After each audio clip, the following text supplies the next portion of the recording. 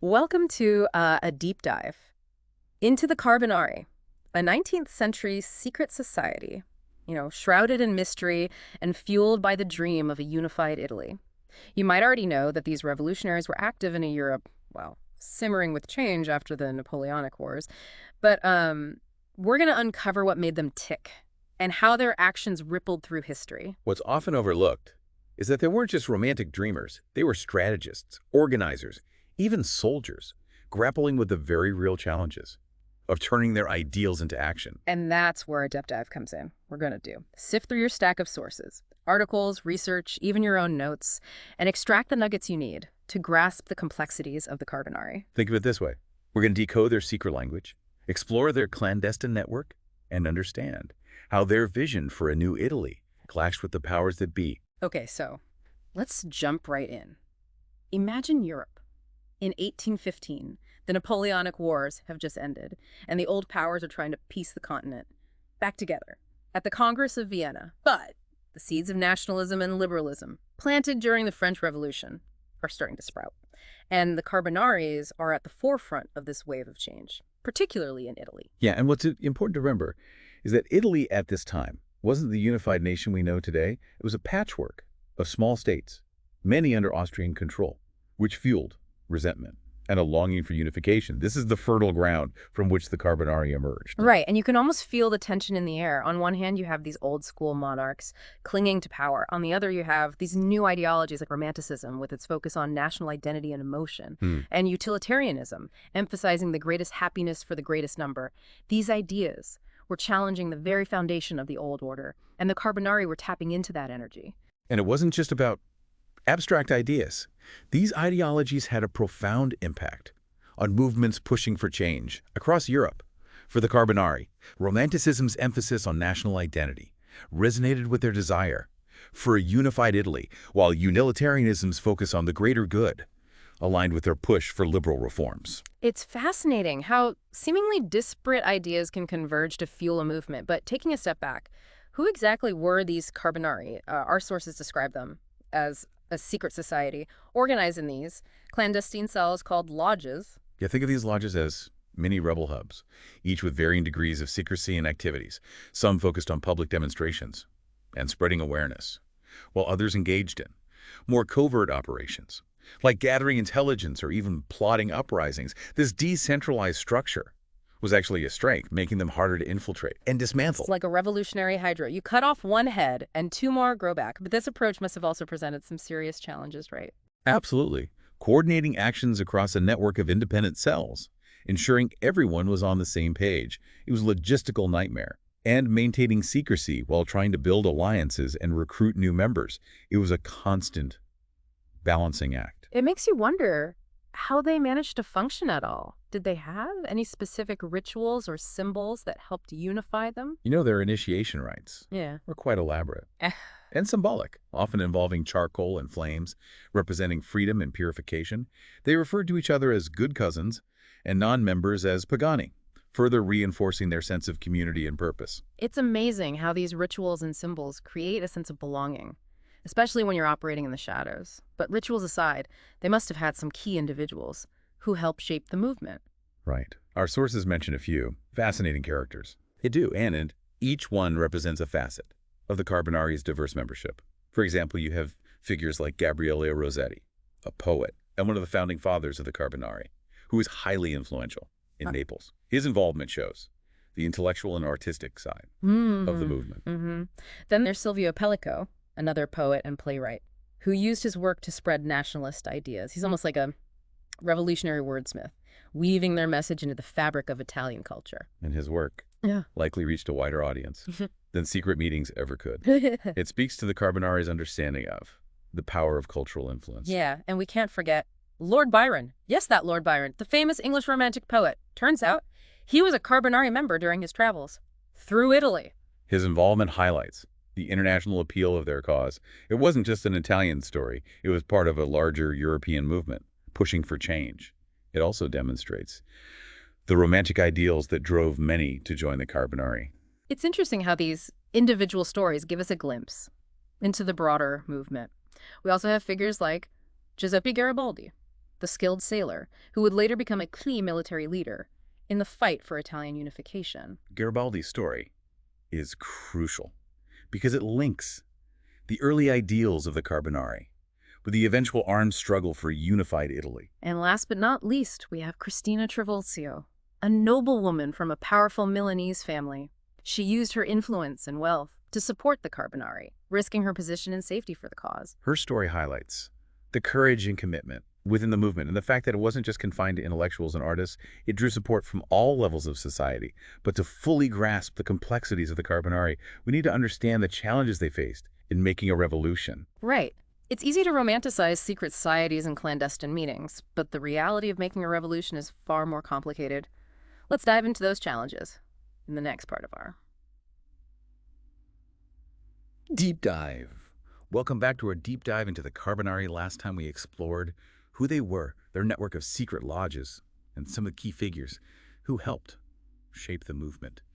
Now let's dig into the challenges they faced in trying to make a revolution. Yeah, making a revolution isn't as simple as just wanting change. You know it requires meticulous planning, adaptability, and a deep understanding of the political landscape. The Carbonari faced a mountain of obstacles, both internal and external. Let's start with the external challenges, I imagine. Operating as a secret society in a Europe determined to squash any hint of revolution. Couldn't have been easy. It wasn't the Congress of Vienna, which convened after Napoleon's defeat. It was all about restoring the old order and snuffing out any revolutionary sparks. They were the establishment, the defenders of absolute monarchy, and the Carbonari were a direct threat to their vision of a stable U.S. So how did the Carbonari navigate this hostile environment? Was it all about staying hidden and avoiding detection? Secrecy was definitely crucial, but it wasn't enough. They needed a political strategy that could rally support without being too radical or too vague. It's about tricky balance. Yeah. Appealing to a broad base while still having a clear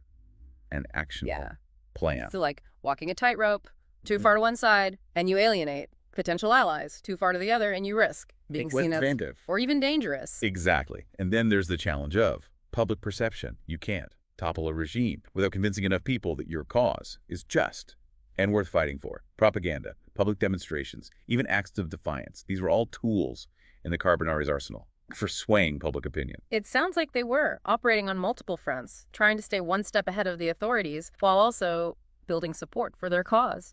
But what about internal challenges we've talked about? Their decentralized structure, which had its advantages, but surely it also created some difficulties.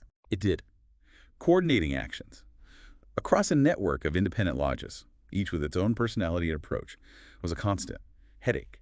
Maintaining communication, ensuring everyone was on the same page, and resolving disagreements. It wasn't easy. It's almost like herding cats. You've got all these passionate individuals, each with their own ideas about how to achieve the same goal. A good analogy. And then there's the issue of trust in a secret society, knowing who to confide in, who to rely on. It's one wrong move, one leak of information could bring the whole operation crashing down. The stakes were incredibly high. They were essentially playing a high-stakes game of chess with their lives and the future of Italy hanging in the balance. But to understand their actions, their strategies, their successes and failures, we need to delve deeper into the historical context. What were the forces that shaped their world, that pushed them to take such risks? To grasp the Carbonari, you have to go back to the roots of the revolutionary fervor that gripped Europe in the late 18th and early 19th centuries. It's a story of ideas, of shifting power dynamics, and of people demanding a say in their own destiny. Let's rewind the clock a bit. Before the French Revolution, before Napoleon, what was Europe like? What were the conditions that led to such widespread upheaval? Imagine a Europe dominated by absolute monarchies. Power was concentrated in the hands of kings and queens who claimed to rule by divine right. Challenging their authority was not only difficult, it was often seen as sacrilegious. So the opposite of the Carbonari's vision for a unified and liberal Italy. Precisely.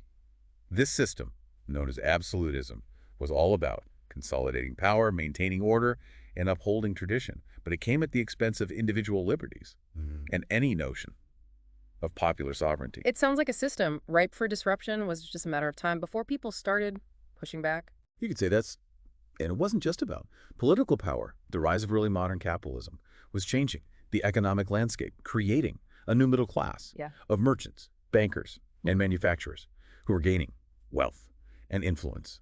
They were ready for a system that reflected their growing power, a system that gave them a voice. It makes sense. They were contributing to the system, but had no real say in how it was run. It's like being a shareholder, In a company. but having no voting rights. Exactly. And then, in the midst of these economic and social changes, came the Enlightenment, a period of radical, intellectual and philosophical ferment. Think of it as a giant brainstorming session for new ways to organize society, new ways to think about power and individual rights. What were some of the big ideas that emerged from this Enlightenment brainstorming session? Thinkers like Montesquieu, Rousseau, and Locke were challenging the very foundations of absolute rule. They argued that government should be based on the concerns of the governed, not the whims of a monarch. They championed individual liberty, freedom of speech and the press, and the separation of powers. These were radical ideas for the time, weren't they? Going against centuries of tradition and challenging the very core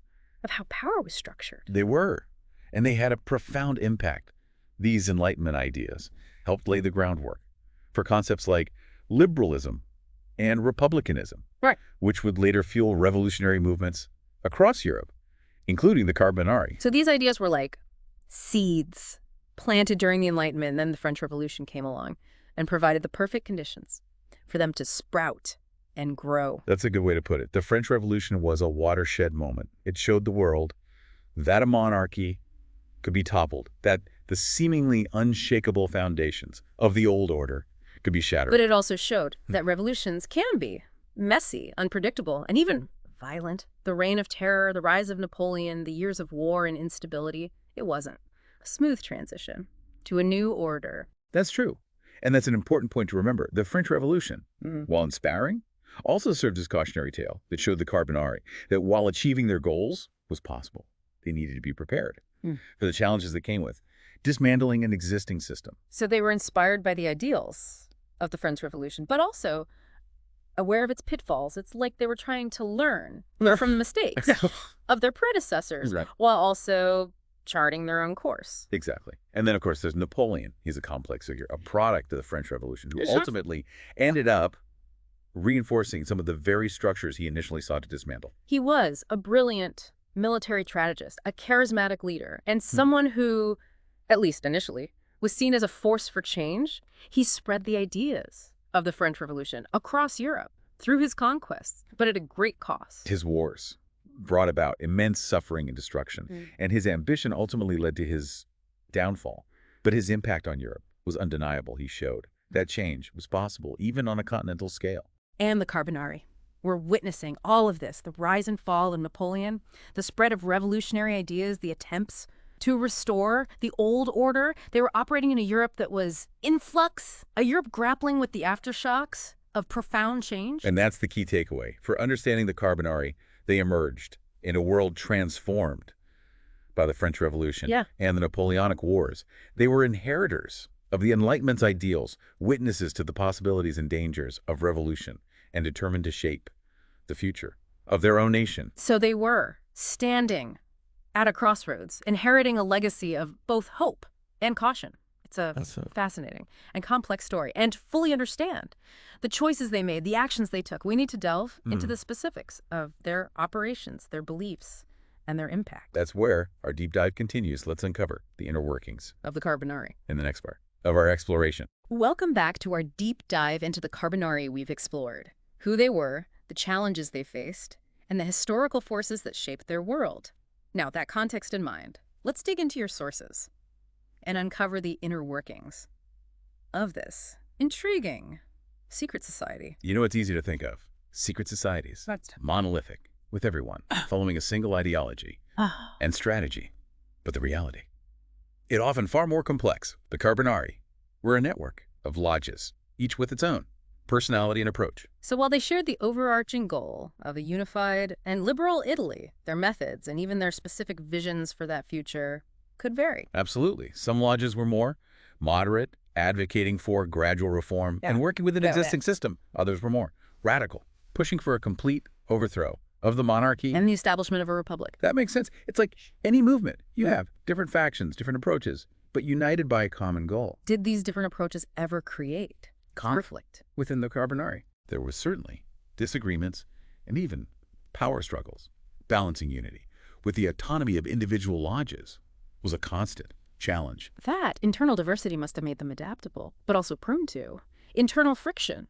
How did they manage to function as a cohesive movement with all these different viewpoints? Their organizational structure played a key role, the decentralized nature of their network, with lodges operating independently, allowed for a degree of Flexibility? and adaptability. But it also meant that communication and coordination were crucial. So how did they communicate? We've touched on their use of secrecy, but what were some of the specific methods they used to pass messages and coordinate? Actions. Well, your sources mention coded language, secret signs, and even hidden meeting places. It was like, Right. Historical spy network operating in the shadows. And this secrecy wasn't just about avoiding detection, it also added to their mystique and allure, attracting new recruits who were drawn to the romance and danger of the clandestine world. It's like something out of a Dan Brown novel. Secret symbols, hidden messages, the thrill of being part of something larger than yourself. It's easy to see why people will be drawn to that.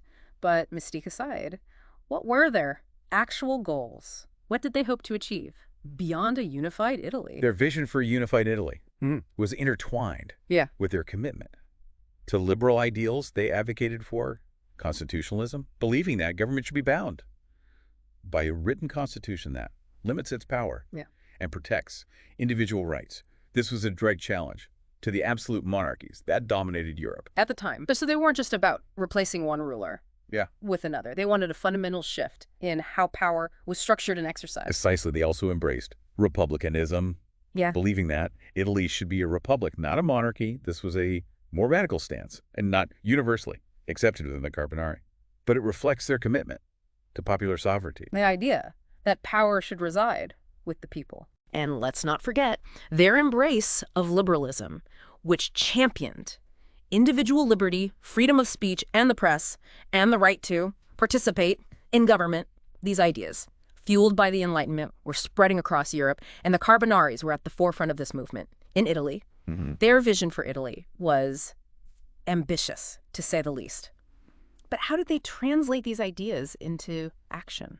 What were their Tactics. They employed a wide range of tactics, from public demonstrations and petitions to more clandestine operations. They infiltrated the military, spread propaganda, and even engaged in acts of sabotage and armed rebellion. It sounds like they were willing to use whatever means necessary to achieve their goals, but operating in such a high-stakes environment where any misstep could be fatal. Must have taken a toll. Were they always successful? Not at all. They faced constant setbacks, betrayals, and crackdowns by the authorities. Their decentralized structure, while providing resilience, also made it difficult to coordinate large-scale uprisings. They were often outmaneuvered and outgunned by the forces of the establishment. It's a reminder that making a revolution isn't a Hollywood movie. It's a long, arduous, and often dangerous process. But even in there, Failures. Did they have an impact?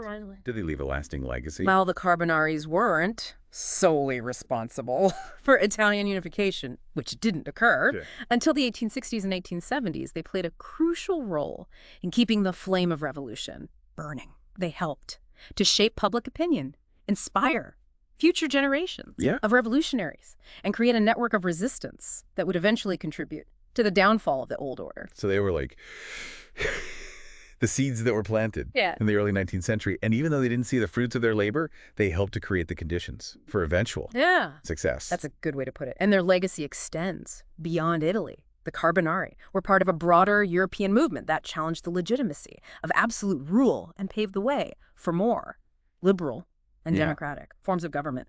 Their story is a testament to the power of ideas, the courage of individuals willing to stand up for their beliefs, and the enduring human desire for freedom and self-determination. It's a story that reminds us that change is possible. Even in the face of seemingly insurmountable odds, the Carbonari may have faded into the shadows of history, but their ideals and their struggle continue to resonate today. And that's perhaps the most important takeaway from our deep dive. The Carbonari shows that the fight for a better world is often long and winding road full of setbacks and triumphs, but it's a journey worth taking. And their story can inspire us to keep striving for a future where justice, liberty, and equality prevail. Thank you for joining us on this deep dive into the world of the Carbonari. It's been a journey full of intrigue, history, and perhaps even a little inspiration. We encourage you to explore the sources further, delve deeper into the stories of the individuals we've discussed, and reflect on how their struggle connects to the challenges we face today.